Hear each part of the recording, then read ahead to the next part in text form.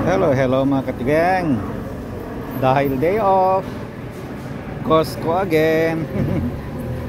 Kasama sa routine ng buhay, bumili kami na ito. Ito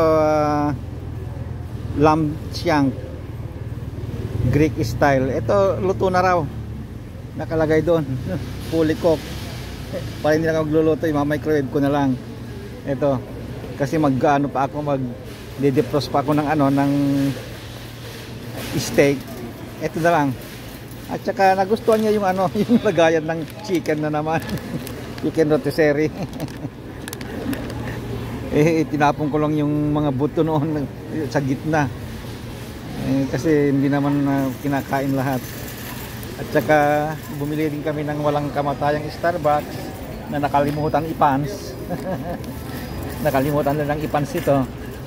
Kaya bumalik pa kami kasi check dito sa sa gate, hindi na i-pans yan. At saka itong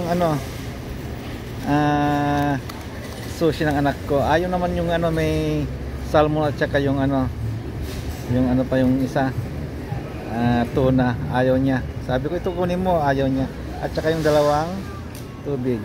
At saka ito, bumili kami ng ito yung hotdog niya.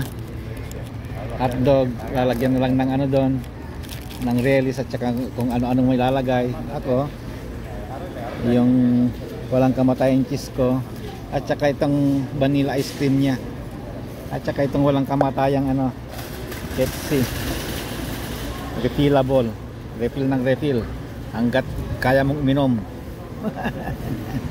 Okay mga katigang, bye bye mga katigs. Kainan na para makapagpakarga ng gasolina.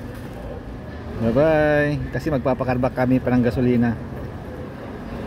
1/4 na lang ang doon sa tangke niya. Okay, bye bye.